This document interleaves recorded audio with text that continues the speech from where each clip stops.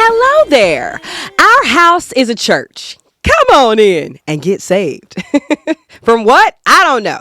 You choose what you would like to get saved from. Maybe you need to get saved, be away from us. Anyway, I'm your neighborhood-friendly black girl, Amber. And I'm Ben. What did I write in there? I wrote something funny. I'm a part of a dwindling manhood. Oh, yeah. I'm part of a dwindling manhood. I love it. Dwindle away. And welcome to Fly on the Wallin. What is this story about? This show is a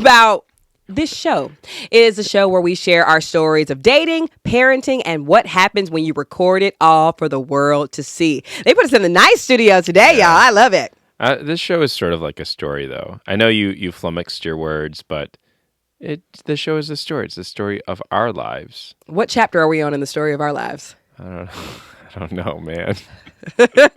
I wonder if we're like, it's scary to think about. It's like, oh, is it just the beginning? Solid middle age. Are solid middle age? What do you mean? Yeah, we're like in the mid. Oh, the middle of the story. The middle of the story. Middle age. Got it. Which would be set. What if we die when we're 40? Then we're sort of at the tail end of the story. Why would we die when we're 40? I don't know. There's lots of people who die when they're 40. I don't want to be one of those people. 40 is young. Anyway, if you would actually like to see more stories that we have shared, you should hop on over to our Patreon. Ben, what's on Patreon? We have videos that we post. We have the greatest video ever made.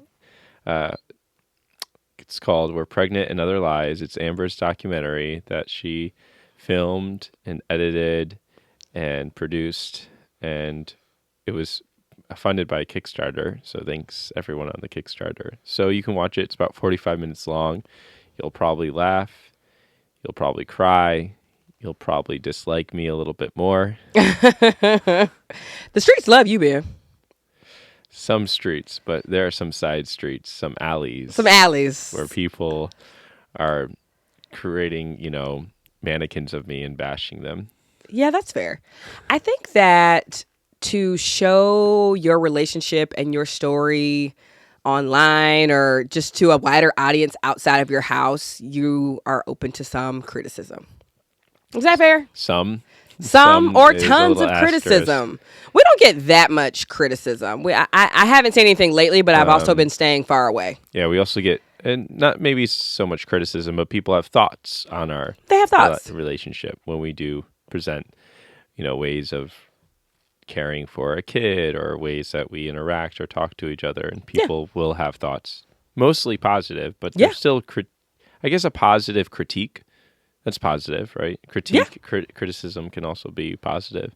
If our life was a Rotten Tomato score, I think the critics would mostly like us and the audience would mostly like us. We would have a solid 80. 88. I was about to say an 88. 85. We equal audience and critic score. Sometimes we have harsher criticisms of each other, so that'd be that. And then sometimes we think we're the shit and nobody cared. Yeah, I say you are your harshest critic.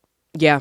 Some people don't have the harsh critic in their head. Most people are totally fine with living their life.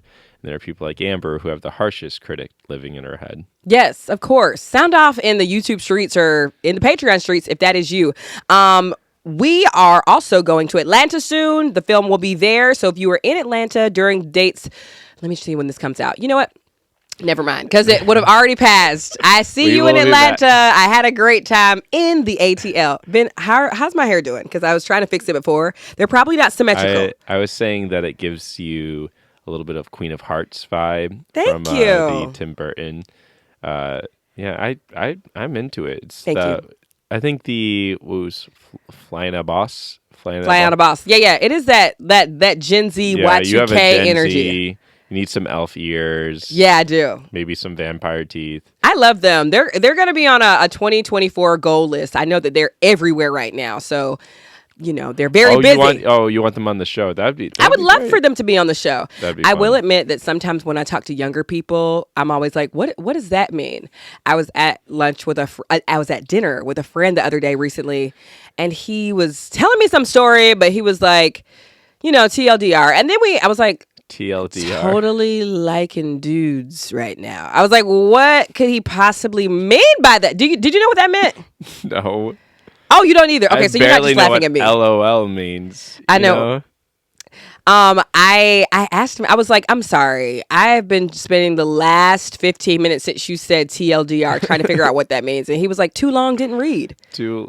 Oh, so does that mean like it's like long story short? Oh, see, I would see you can know the acronym, but also the meaning of it tends to be a little bit difficult because I would have thought, oh, I got an email or I got information, but I don't really know what's going on because it was too long and I didn't read. Right. TLDR. So like, yeah. You can say it for that too. Oh, you can?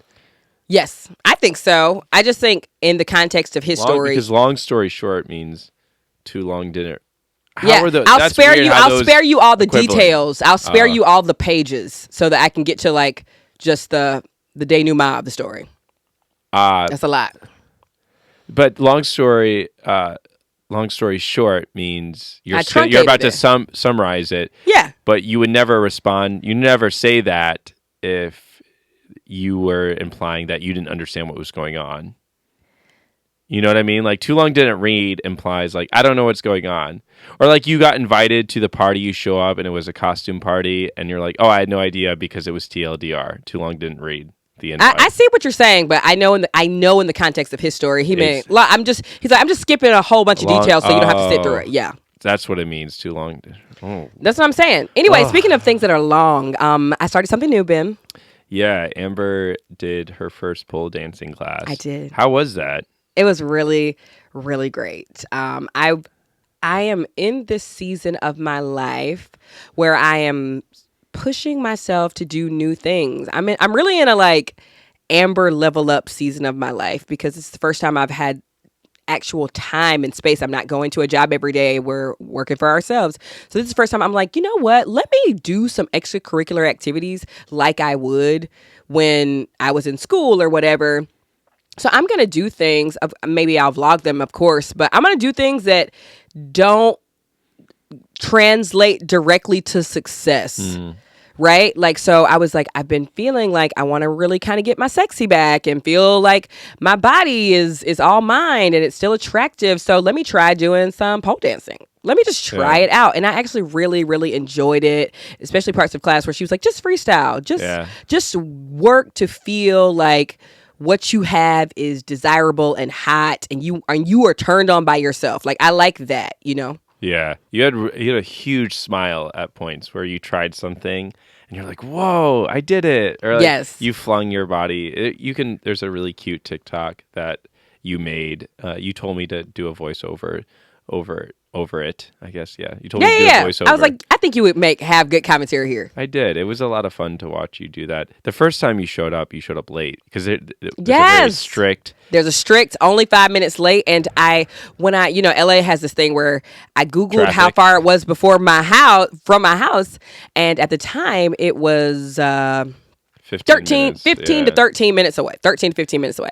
And then I got in the car to go there and it said 35 minutes. And I was like, wait, what? So I missed the first class. So I felt bad about that. And then I went to the second class. And it's funny because my friend was going to meet me there. So she missed the first class. She got to the first class on time, but didn't take it because I wasn't there. And then for the second class, I got there and she was late, so she didn't make it. So I was in there by myself. So I was feeling a little bit like, oh my gosh, like I'm in here with these like young, like pretty skinny girls. They probably all have friends too that went. There weren't that many people because it was an intro to pole dance. But yeah, ladies, we don't go places. You don't go by places by yourselves. It's always a friend. You yeah. know? Men will go to the movies by themselves. Yeah. And such. You did go to a movie by yourself once. I remember you went to go see a movie by yourself. I went to the movies with a friend, and then she had to leave. And you so essentially it was, you sort of did a... Yeah, and I was like, I'm not leaving this. You know what movie it was? Bridesmaids. Yep. So I'm very glad I stayed. What you been up to, Ben? You started a writer's group, speaking of like online things, yeah? Oh, man, I started this writer's group, and I just had trauma like triggered back to teaching on Zoom because it was a writer's group on Zoom. Oh, yeah. And that is it's just not for me. Doing anything on Zoom now. Oh, the group in general is not something you want to continue doing. It was just very difficult to hear people because it was mixed. So basically some people were in person with each other. Oh, and hybrid. Some people, hybrid, yeah, it was hybrid. And it was so difficult to hear. You can't hear anything when people are talking. So I was like, wait, what's that? And I was supposed to show up with some friends. and my friend didn't show up to the Zoom. Yeah, to the Zoom. Oh, so that was sad. So similar, I don't really like doing things by myself. Yeah, I mean, I'm gonna push you to maybe find some sort of writing group because I don't know. It for me, it's like going to the gym. It's like I could go by myself, but am I gonna push myself the furthest? Like I need a little bit of an accountability partner with it. So I don't know. I think doing you should. Anything alone doesn't really help you grow. You gotta, runners run with people or they have coaches. Yeah. Yeah.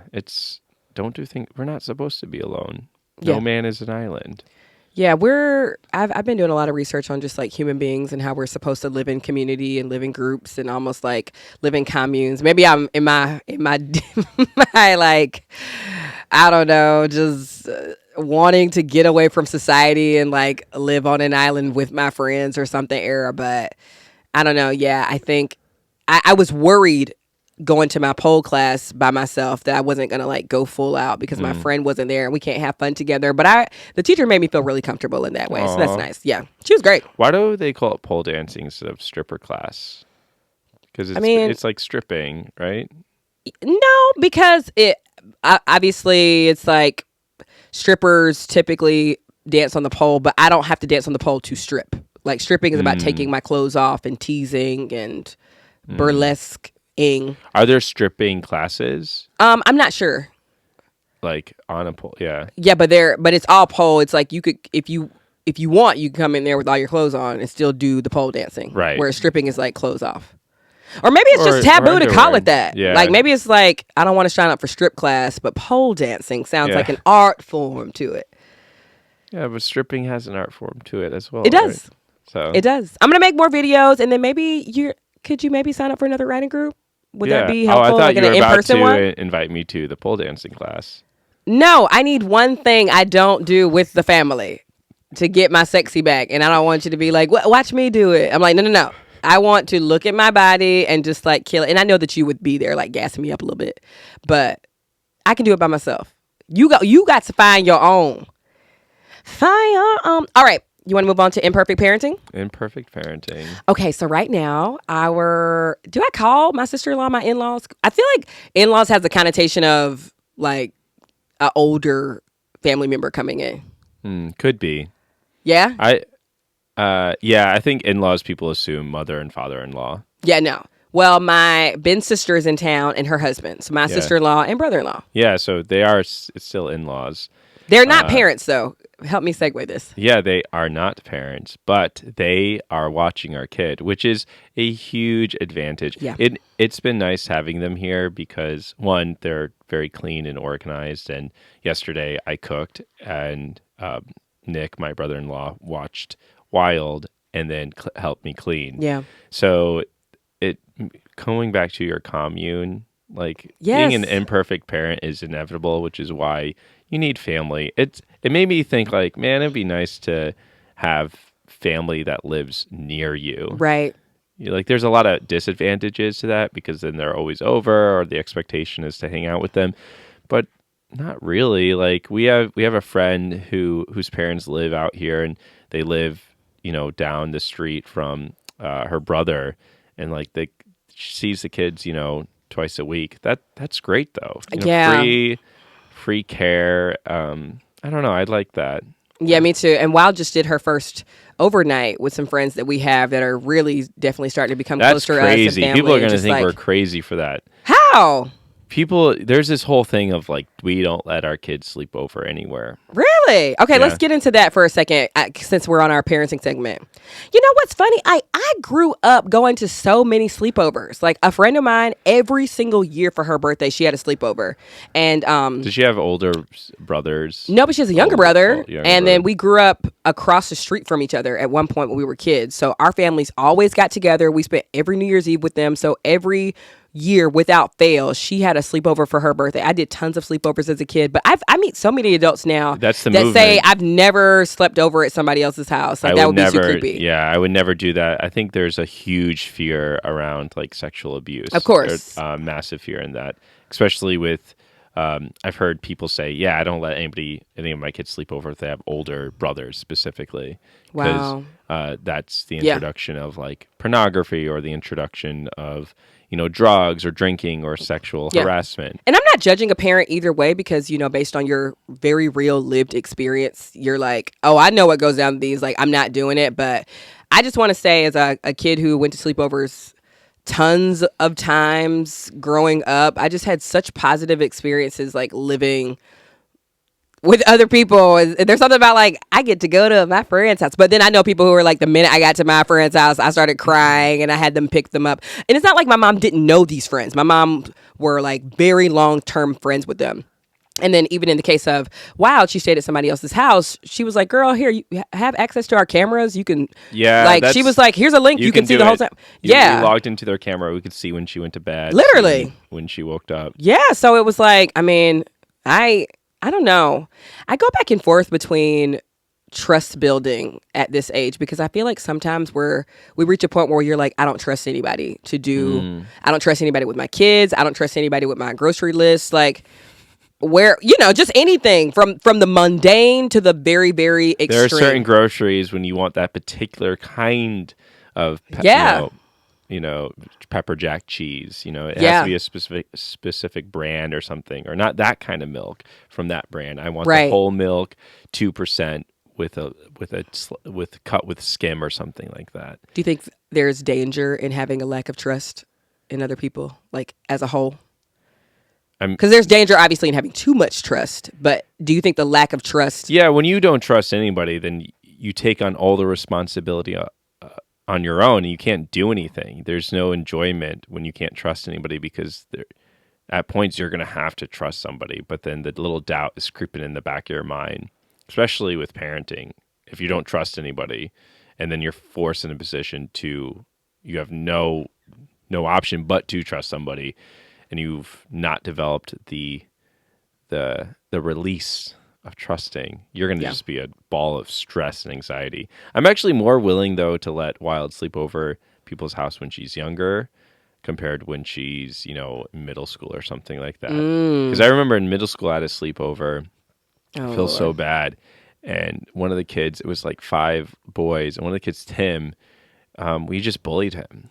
I remember like he fell asleep first, and we like put water on toothpaste in his mouth. Yeah, we did like. What was like was it harmless, or did y'all just like? I mean, we think this stuff is harmless. Like in the moment, we're like, yo, it's water. Like we put water on him to try to make him pee. I mean, but did you like? I think water to make him pee is harmless. I think shaving somebody's head, but is there's like an crazy. Embarrassment element to there. Yeah. As well. Like you think these little things, but that is bullying. Like dumping water on someone's crotch to sort of make them think that they peed or wet the bed. Yeah. Is fucked up. That is not okay. How did Tiny Tim respond to that? Tiny Tim woke up like really groggy and pissed off, and then was like, "Oh, come on, guys," and then went back to bed, and then we did it again to him. So Tim is not talking about this in therapy today. I mean, he could. I don't know. You think these things are totally fine, but you find out later that maybe this one word or that one phrase or even that tone of voice, it went to someone said without even thinking, ends up really hurting that person. Yeah. You find that especially in like marital relationships or boyfriend-girlfriend relationships. You're like, yeah, I just did this one thing. I didn't think it was a big deal. And you're like, a week later, like that actually really hurt me, and I'm still thinking about that. So same thing with sleepovers. Yeah, it's interesting, right? Because I can almost obviously like forgive kid bullying a little bit more than adult bullying. Like, I think we underestimate how much we as adults like bully each other a little bit because you think you're at a point where like, no, I can advocate for myself or whatever.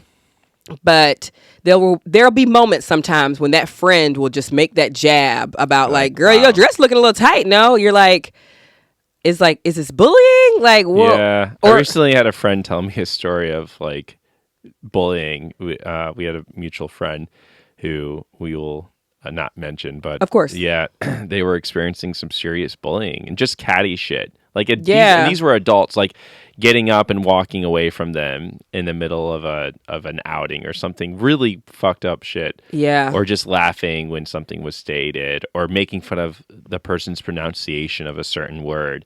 And adults do this all the time. And there's points of like playing. Yeah. But if you're I know if I'm having a bad day and someone sort of pokes fun at me, that might hurt me more than when I'm just going about my regular day and someone makes a little jab, I might laugh. But if I'm already feeling bad about myself and someone picks at an insecurity that I have, I'll be like, oh, I'll just want to go into the toilet and cry. Into the toilet. Yeah. Well, there's also some level of a bully needs an audience a little bit. Like growing up, this one girl specifically used to bully me a lot in middle school. And it wasn't even that bad when she was just talking shit to me in a class. Mm-hmm. But when all the girls were around, she's coming to me. There's something about like, it raises the stakes and makes it even more embarrassing. So sometimes I'm like, am I feeling bad about what this person said? Or is it that 20 motherfuckers just heard them say it? That makes it, you know what I'm saying? Oh, yeah. Bullying is about theater. It's about audience. It's about an audience. Can you bully without an audience? That's what I'm saying. That's why cyberbullying is so intense, because cyberbullying is for a huge audience. You can put it online and, tweet about somebody, and now you have, instead of the maybe 15, 20 kids in the classroom, I might have heard a comment. Now you got 100, 150 people who can all see it. That's the problem. That's the audience. The audience makes the bullying so intense. Yes. And psychologically, that, oh man, all these people saw my shit. Yeah, the audience reacting to the bullying heightens it. Because sometimes the audience is like, no, that's fucked up. Yeah. Like, you shouldn't have said that to so-and-so. But yeah, but like, oh, what you got? You gonna get them next? You're like, no. No, I have nothing to say. I'm not witty or fast enough to think. Or you're like, I'm still processing how fucked up what you just said was. Yeah, I'm so hurt that my brain, and I just need a toilet to cry in. Again, are you going to apologize to Tim right here, right now? Man, Tim, I am so fucking sorry, man. That was not cool what we did to you in your crotch. Pouring water on it. I think we put water in put a cup of water. Try to make him. Yeah, or I think there was shaving cream involved in one of these nights too. Or y'all haze this man. Have you caught up with him since? No. We got to catch up with him after the show. How about we have him on next week? Yeah, I don't think so. I don't think so. His brother and I, when we were younger, we were played with each other's penises. Oh my gosh, Ben. So I think there's a weird dynamic there. Just as, sometimes kids be experimenting and be like, let me see how big yours is. Yeah, I think it was a little bit more than that. It was 5th grade, yeah. Okay. That was my first sexual experience. I thought you were just apologizing to Tim. Now you admitted that you fucked his brother in 5th grade? God damn. I didn't fuck his brother, but yeah, there was sexual experimentation with his brother, so we can move on. Tim, I want to apologize on behalf of the Wallin family for the bullying and we've all fucked somebody's brother. All right, you want to move on to some relationship advice? Just skipping right through that. Would you like to talk about your estranged lover, Tim's brother? No, you can go on. Okay. Woo, child. I do love having this show with you because I always learn a lot about you. Speaking of trust issues, my nails are horrible, right? I'll have this camera zoom in. I'm going to post a picture of what these nails were supposed to look like because it was a classic case of what I thought I ordered versus what I did. To be fair, my regular nail tech, she's been so booked lately. I just had to book at my local salon because... Very local. I had to look at my local salon because she was so busy, and my old nails she did, they were physically hurting. I had to get them retouched up. So I brought this beautiful honey picture, and I will drop a picture on the YouTube so that people can see what they were supposed to look like, and then I'll have this camera right here. Just zoom in. Amber was they look like an infection, or not. This, yeah, they look like what the dinosaurs' bones were stuck in. They look like real amber right now. Real amber. I was going for that amber dinosaur effect. It looks like you scratched your butt and realized you didn't wipe completely. Here we go. That's my roast. See, is that bullying? No, you're not bullying me. Is that bullying? And gotta check in. There's some level of the joke has to be good for it to be bullying. Anyway, you ready to jump into relationship advice? Ouch. Yeah. What do you got for me? Yeah. Well, we won't have to jump into it. Well, you got somewhere to be? No. I work from home now. Yes, you do. All right. First, relationship. I've been calling it relationship advice, not marriage advice. I feel like you get on me. I do. I've been trying to make a change. You were telling me you were reading about the history of marriage and how it's so grounded in patriarchy and misogyny and religion and just, yeah. So relationship advice. Here we go. Dear Amber and Ben, we've been together for 10 years, married for 3. A year ago, we moved from the Midwest to the West Coast because we were tired of the winters, wanted better work opportunities. Relatable. When we first started dating, he had a couple of close friends. He had a great relationship with his younger brother. But when he moved from Chicago to Wisconsin, all of his relationships pretty much dissipated for one reason or another. Since then, he's pretty much been a loner and has only hung out with coworkers a couple of times. I'm always encouraging him to get out, connect with others. Within the past few months, he has somewhat reconnected with his family, who they've been estranged for the past 5 years, and at least one of his previous friends, but the communication has stopped again. I'm at a loss as to why his relationships aren't connecting. I have a small circle of friends and they all live in Chicago, but I want to connect with other women and hopefully couples so we can experience fun couple trips and outings. When I make plans to meet up with someone, my best friend, my sister, he develops an attitude and tries to discourage me from going. Definitely feels like jealousy. I want to build meaningful friendships in our new state and I'm actively looking for these people and I want to share this experience with him, but he doesn't seem interested in it. Any advice would be great. Leave his ass. Leave his ass where? Back to Chicago. Okay, well, they've moved. I'm sorry. At the top, they said they moved from the Midwest to the West Coast. They are married. They've been married for 3 years. Oh. Been together for 10, married for 3 years. They just recently moved from a friend and community base to the West Coast, right? Yeah. Did you write this letter? I don't know. And now she wants to connect and meet new people on the West Coast. And he doesn't want to, like, he gets jealous when she goes out and tries to meet new friends. He's like, why are you going? Like, just stay in the house. Okay. I thought they said they moved to Wisconsin. No, it looks like at one point they moved from Chicago to Wisconsin, now from the Midwest all the way to the West Coast. Yeah, I understand. Tired of the winters. So you can't move to Wisconsin if you're tired of winters. That is true. Okay, so I get, yeah, Chicago to... West Coast and... Or Wisconsin to West Coast. Yeah, I was joking about just leaving him. I mean, that's weird when people get jealous of other people having friends. You know, that means that this person has some sort of deeper control issues, and that is something that you cannot fix on your own. So I think you should call him out. Be like, yo, why are you being controlling? I want to hang out with people. Or invite him along, but if he doesn't want to come along... He doesn't want to come. He doesn't want to come. I think there is this notion in relationships or marriages or whatever that we have to do everything with our spouse, and our spouse kind of has to be everything to us. Sometimes you can do pole dancing on your own. You don't. Yes. Yeah. And sometimes I even have to say to you, I kind of have the opposite problem with you. Every time I go with my friends, you want to come. Yep. So I have to be like, no, I just want to go to cocktail with the girls. I just want to recap on their lives. And I'll tell you, sometimes I'm like, and you compromise the space when you're in it. Not because of the white thing, but like my girl, like if I am meeting up with one of my single girlfriends and you come along, she's like, well, now I'm third wheeling on y'all's date. Or she's like, Amber, now I was about to tell you how I fucked this man real good last night and then I blocked him. But I don't feel comfortable saying all these sexual details in front of Ben. Not that she thinks you'll... Yeah, it's like, I don't want to tell all my business around your husband. So I think that I have reached a point, and Ben knows this, especially now that with the baby getting older and stuff, I'm reaching a point where I'm like, I am going to Vegas with my girls. You are not coming. Here are the dates. We're going to see Usher.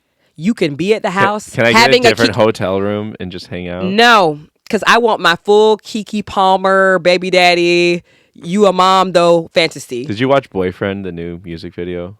Usher and No. Yeah, Keke Palmer yes. yeah. It's new to us right now. But yes, I saw that she dropped us. Now that's how you read a bitch. Yeah. That's how you turn a bitch. That is great. That's how you turn that shit. She's so smart. Monetize. But yeah, I mean, what do you think that is about?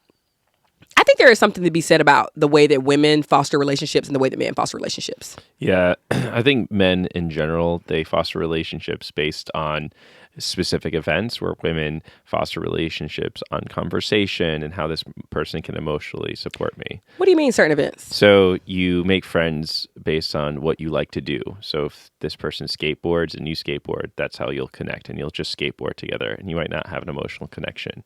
Or you'll make connections between people who work out together or play Call of Duty. That's a huge thing. A lot of people, a lot of men specifically, make friends through video games and playing video games together. So they're not really creating...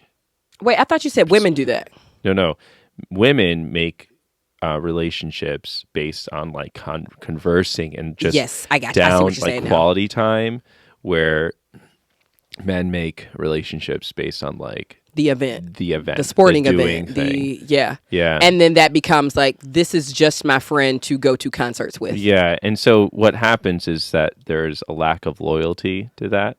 When you are emotionally connected with someone, especially with women, you can still remain emotionally connected with them over any activity. States. Yeah, over and just on the phone and talking on the phone. There are lots of friends that you have that you'll spend time talking on the phone, and y'all live across the country from each other, and you still remain that emotional connection. Where all the friends that I had in Chicago, I don't connect with at all, really. There's a few from college I'll call and talk with. Yes. Especially the ones who have kids, that we can talk about dad stuff and, parenting and things like that. But a lot of my friends that I was in book club with or did sports with, ran with, I don't connect with anymore. Do you feel that loss? No, because I never had an emotional connection with them. Wow. Yeah, so what happens, I come over here, I just find new book clubs. Yeah, but if it's taking you a minute to find that new book club, like for example, you just said you joined a writer's group and it wasn't what you thought it would be, so you're not going back. When it's taking you a minute to find new relationships, are you then thinking like, dang, I'm feeling this feels hard? No, I just try to leech off your relationships. Yes. I feel that. Why do you think you do that? Because they're easier? Because I did the emotional work on them, and then the proximity. I think the planning, that you're better at planning them. Yeah. Where I've discovered that with watching a kid and just doing the kid things day by day, by the end, I forgot to plan anything for the end of the day or for the next week. Because when you watch a kid, you just watch her every single day and you do things every single day. So I've been trying to do better with connecting with some friends. I have one friend that I've connected with really well, and we talk about real shit and it's emotional connection, but still we connect over events. Like we've been doing, go to specifically movies together, like old movies. And so, yeah, Is it enough for you to just leech off your wife's friends? And I'm not saying that's not unique to you. Like, I definitely think... I don't think it's healthy. Because then your identity becomes wrapped up in your partner. I was just going to say, like, when I think about my parents, which I never mean to drag them, but they're the only, like, dynamic that I saw. You don't really drag you mostly drag your father, but... No, I'm not trying to drag... I mean, well, I will say that my mother has fostered most of their relationships. Yeah. So my dad is friends with my mom's friends' husbands. Yeah. So he has friends, right? But I don't know if he would have them, and B, foster them without my mother. Yeah, and I is that see a drag? Maybe it's just a notice that men are just bad at developing and fostering relationships. Yeah, you know why? Because you don't really need them. Because you put Tim's hand in that cup of water, so he don't want to come to the pizza party no more. Yeah, and you was messing with his brother's Ding-a-ling. I think. You hate when I say Ding-a-ling. You was messing with some Ding-a-ling, and so he don't want to hang out no more. I gotta go back to mess with some more Ding-a-ling. Okay. But like adult Ding-a-ling. Like today? Maybe. Should we go find a Ding-a-ling? Yeah. Do you want me to be there or no? Yeah. Come. Oh, I can be there? Yeah. Well, you can turn up. You can get the strap. Oh God, Ben. Do you want to foster other relationships with other ding-a-lings? This show is unhinged. So you wanna hang out with my ding-a-ling? It's so funny. They just said that somebody's gonna pop in here soon to take pictures. So I want us to. I won't even edit them out if they come in. I want us to keep talking about messing with my ding-a-ling when they come in here. I am working on developing friendships with people that have emotional connections and being emotionally vulnerable, but it is difficult for men. And did you say Ben or men? Men. Okay. For a couple of reasons. I think one, there's not as much as a need. Like men don't need that social matrix to get what they want or to get what they need in the same way that women require a social matrix to survive. So to go back to the letter really quickly to wrap up this letter, I would advise that you don't worry about your husband not wanting to make new friends. But what you do tell him is, I want to make new friends. I don't care if you want to make new friends, but I want to make new friends, and I'm going to spend time seeking for those friendships and fostering those friendships and relationships, right? Amber and I have started to do pretty hard boundary setting with like when we hang out with friends. Like you were saying, I'm doing this thing on my own with my friend. Vegas. Usher Bucks. I'm going to go watch this movie with this friend on my own. I'm going to do this thing on my own and like keeping that independence. Yeah. But yeah, I think especially when I invite you, you put up a fight. I'm like, okay, you can come with me, press that shirt. You're like, oh, my shirt's fine. I'm like, well, you ain't coming with me. If you want to come with the big dog, you gonna wash your draw. Press, rewash, dry clean, and then steam. It cost $1 billion to look this good. All right, letter number 2. Dear Amber and Ben, I've been with my partner on and on for 8 years. We have a 2-year-old now. And then I have a 10-year-old outside of him. So 10-year-old first. Got together with this man for 8 years, and they have a 2-year-old. Is that clear? Yep. Okay. Back to her partner. My partner, he's older by 14 years, and I feel like he's comfortable with doing the bare minimum. I have kept us afloat our entire relationship, and I'm exhausted. He keeps saying, hold him down, but I don't see myself holding him down for another 10 years.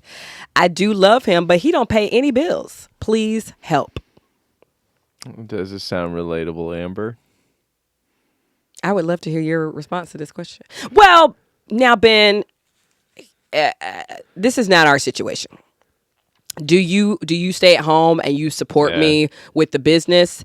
Currently, yes, but you've only been doing that for a year. Yeah. I think there's this weird thing with men just getting away with living life doing the bare minimum. Yeah. Like I fall into that as well at times. We're just comfortable because we know that the woman's going to pick up after us, you know? And until that woman says, no more, I'm sick of this shit, you know? And they throw in the towel and the bathwater. They throw out the baby and the bathwater. Yeah. And so with this, I mean, boundary setting, making clear outlines of what you expect is huge. I mean, him not paying he has not paid a bill, and they've been on and on. They've been off and on for 8 years. Crazy. He's 14 years older than her. This is unacceptable. Yeah, this is absurd. I mean, that is not what I do. Like, I have meetings with financial advisor. I tax meetings. I have meetings set up with, investments and getting wild at an education 529 plan, I think it's called. Yeah, 529. So there are things that I do with finances and keeping things organized that hopefully you feel like I'm carrying a little bit on my weight, but some things got to be carried, has to be carried. Yeah. Hold him down. What does that even mean? Hold him down. I would never ask you to hold me down. It's a cultural term. What is it? It's like hold me down, like be by my side, be ride or die, take care of it. Like, thank you for like being my person. Maybe I'm going through something, but eight years on and off, and y'all have 2 kids, and you know what it is. I know you didn't reveal your kids' genders, and honestly, it doesn't matter.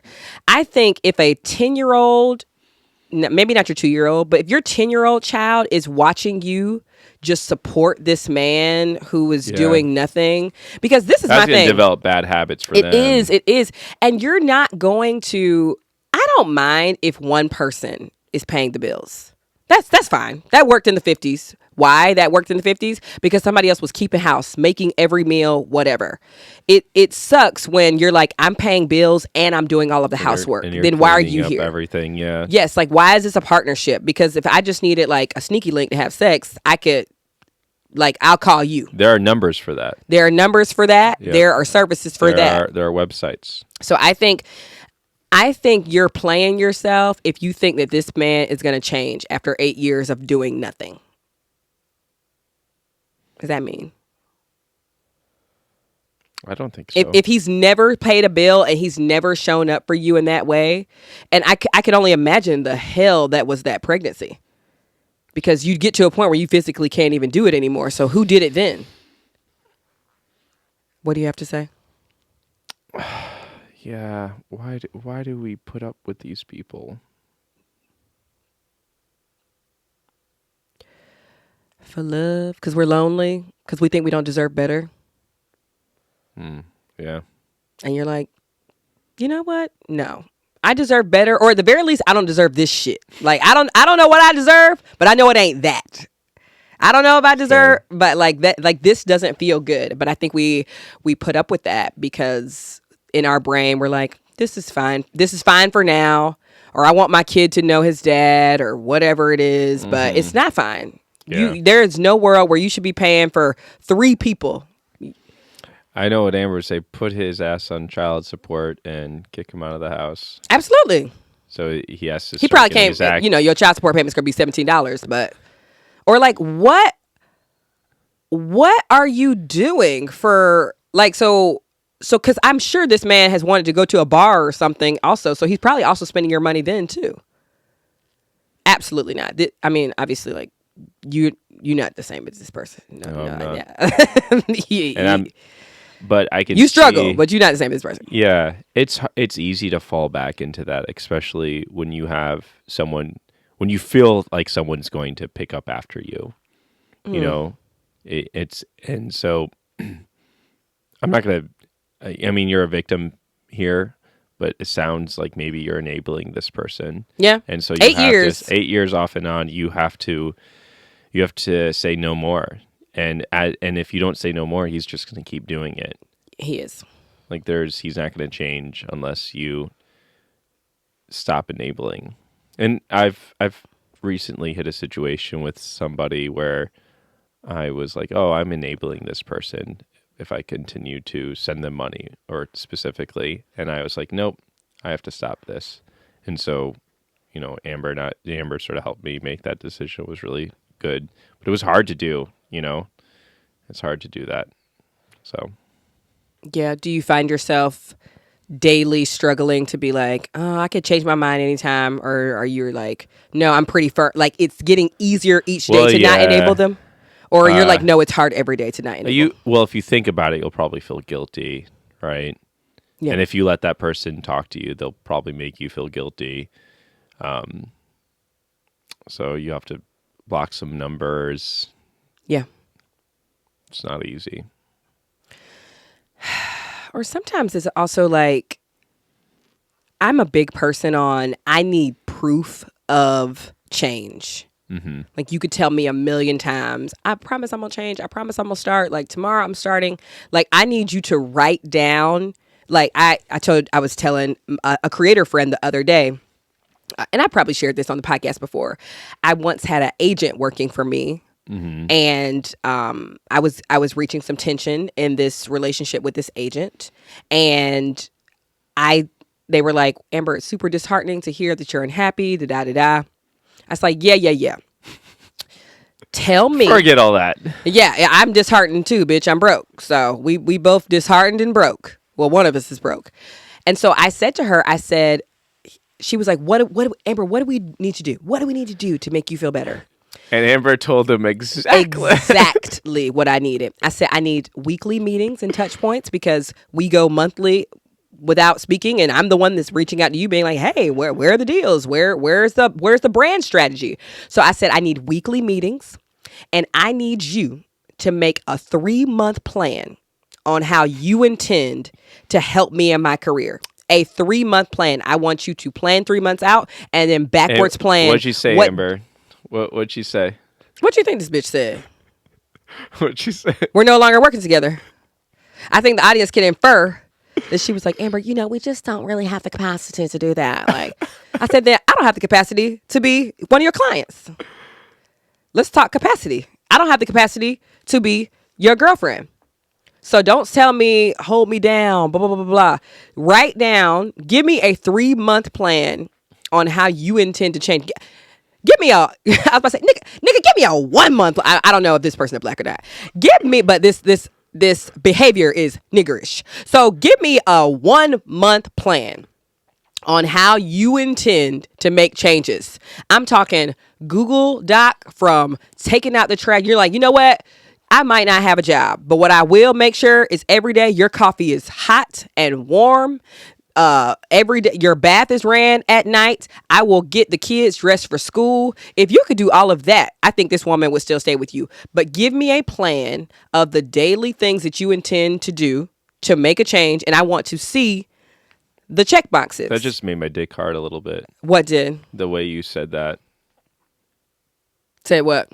The whole Get checklist. specific. Give me the list of what I said. The whole checklist.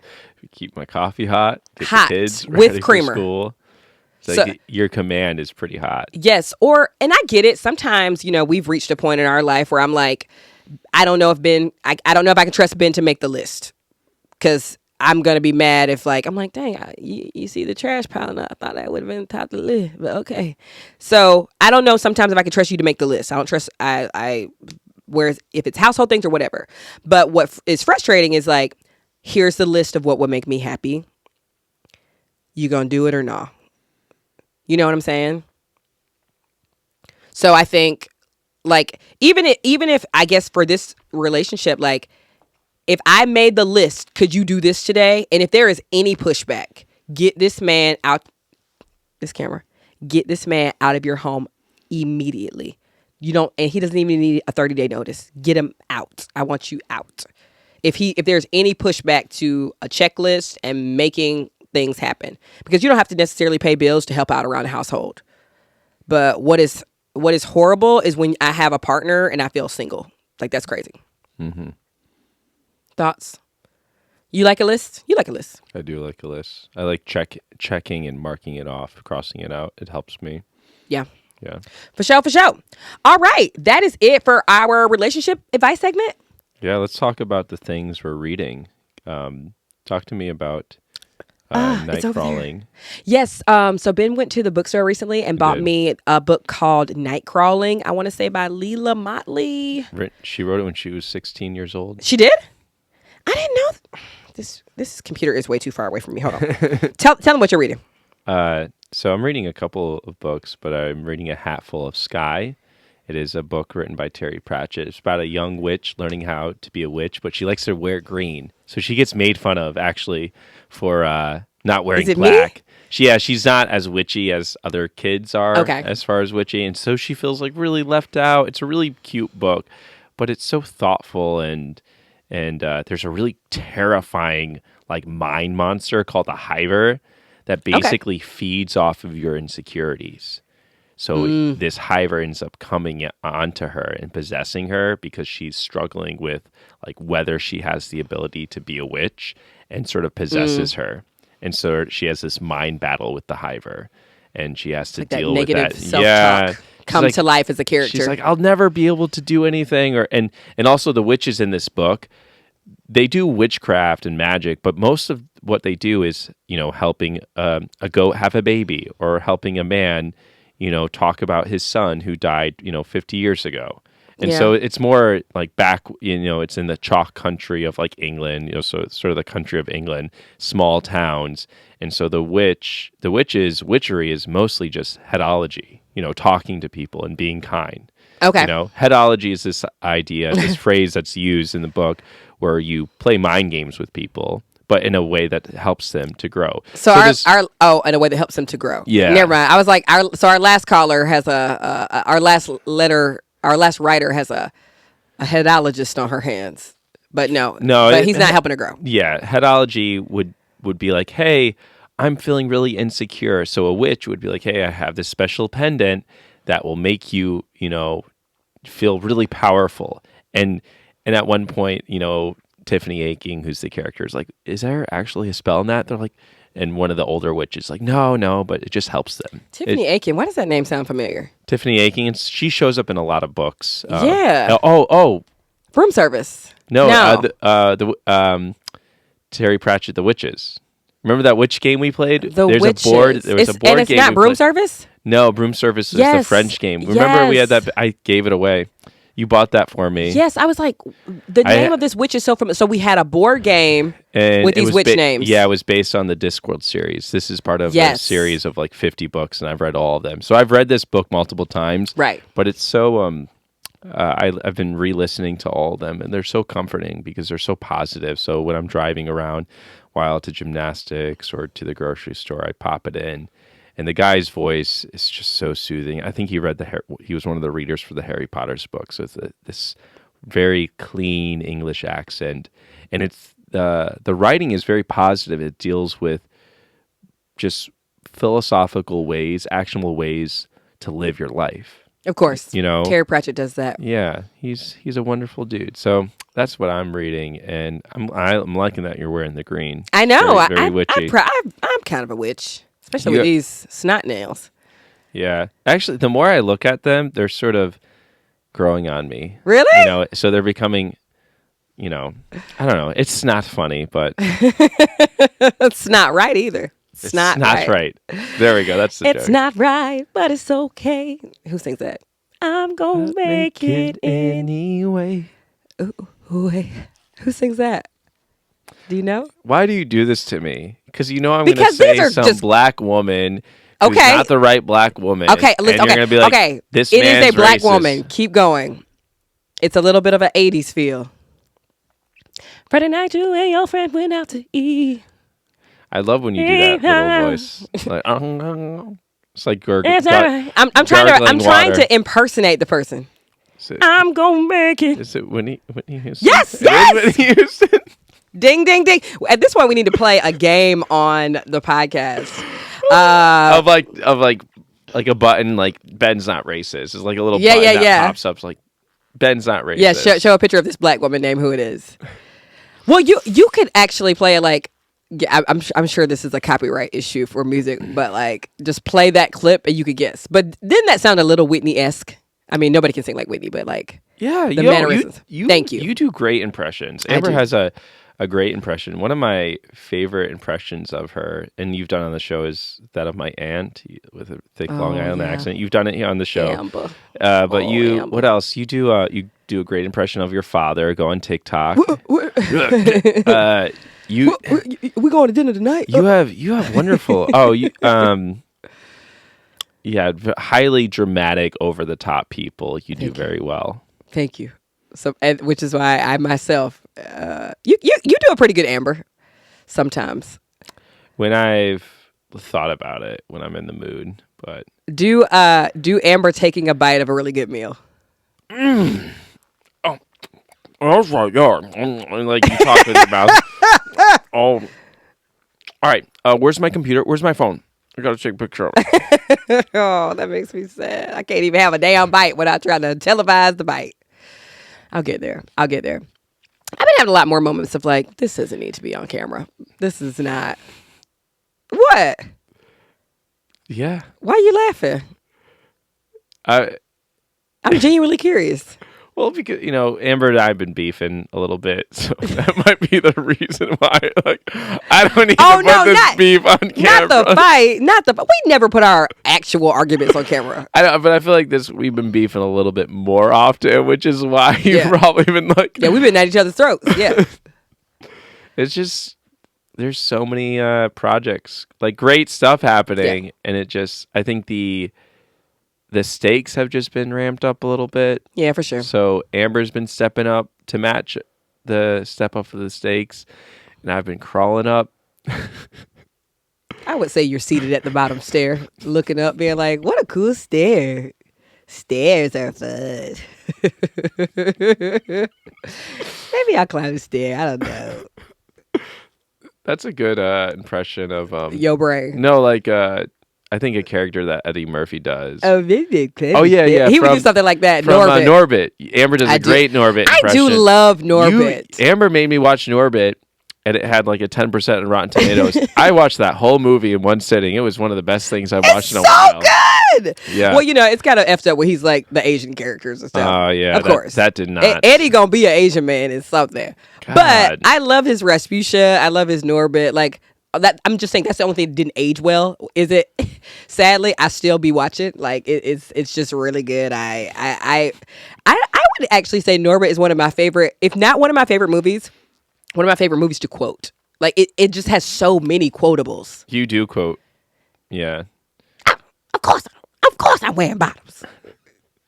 Ma'am, we have a 300-pound weight limit. It's like, I don't weigh 300 pounds. I weigh 165. It's just hilarious. We should have a movie night and I'll watch Norbit. Yeah. Yeah. That'd be fun. You ready to get out of here? Yeah, absolutely. I'm hungry. Are you hungry? But you read Nightcrawling. You have nothing. I did. Well, the first line of I haven't started too much, but it is based in Oakland, which I don't really know much about Oakland. And I know I've met a lot of people here in LA since I've moved who tell me that like Oakland has a rich history and everything like that. But so this book Black is history specifically. Rich black. Yeah, I'm sorry. If I'm talking to them, let's just assume they're black. Okay. Remember that one time I went to this event and this like girl who was biracial, she was like, "Do you have any black friends?" I was like, "That's a weird question to ask me." I think she was looking for more black friends. Yeah, the way it was presented, it was weird. But the context of like, I don't know. There was something there. Maybe she saw that you had because I was with you. You were there. But to assume that because I'm with you, I have no black friends, it's kind of wild. Wait, yeah, you were. She was a friend of. Oh, okay, I remember now. And the friend that introduced us was my black friend. Yeah, and that friend called her out. I was like, "That's a weird question." Yeah, she was like, "Why would you ask her that?" She's like, "I don't know."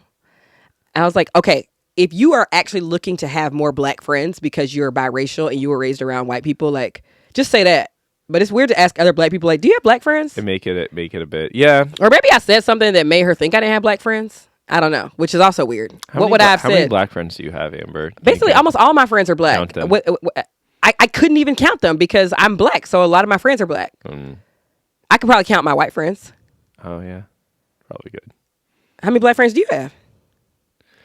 About one. Am I your friend? That's your friend? That's your friend? That's Sorry, Zeus Network, Baddies West. Again, great impressions. That's your friend? Just leave Amber. You gotta get your lick back.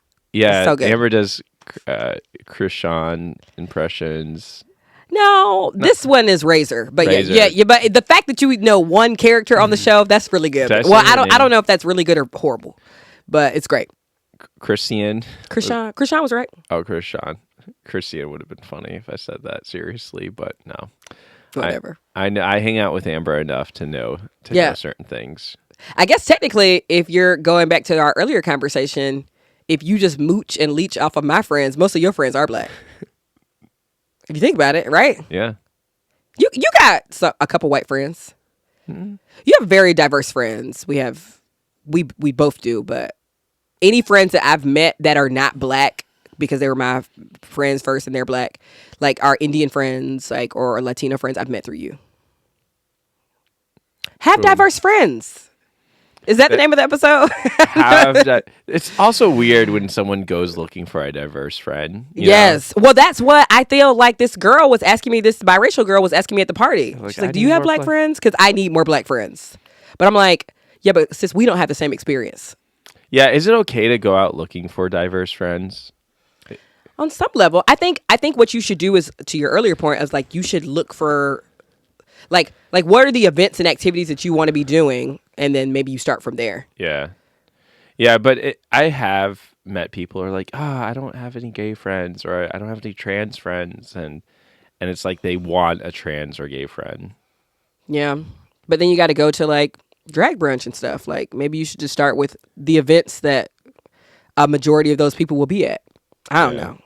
But, you know, that's bad advice. There's a cringiness to it of like, I want a certain kind of friend demographic, so I'm going to insert myself in these spaces to hit a quota of diversity is so fucked up. Well, diversity is over recently. So who said that? The Supreme Court. So we don't have to worry about diversity anymore, actually. You know what? There is something to be said about maybe not wanting certain races or ideological markers of friends, but wanting to have more cultural experiences. Because I was talking to my brother-in-law this morning, and he was saying, like, we just live in an area that is so, like, everybody's the same, and they believe the same things, and they, like, culturally, they you know, same beliefs, same routines, and I'm just getting tired of living the same day.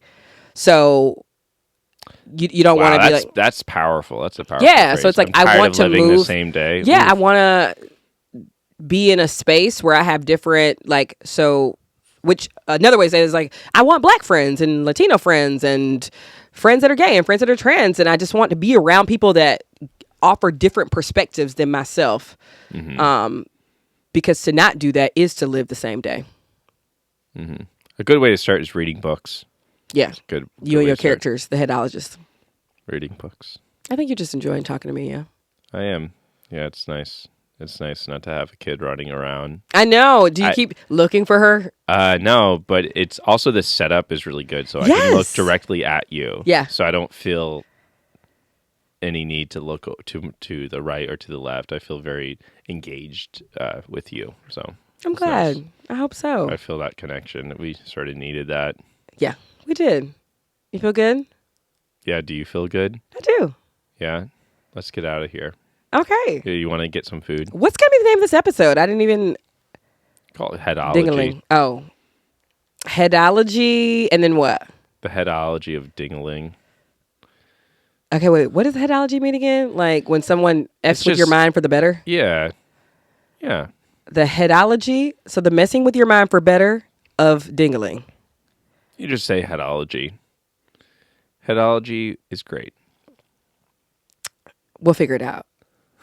And with that being said, thank you so much for listening to another episode of Fly on the Wallin. I'm not going to sing it because I don't hear the outro music here in the studio, and then I'll hear myself being way off key in the playback. So thank you so much for listening to another episode of Fly on the Wallin. Here comes your outro music. We'll see y'all next week for the show. Bye, y'all. You know they're from TikTok, because those laughs keep you coming, because they're wildin' all the time.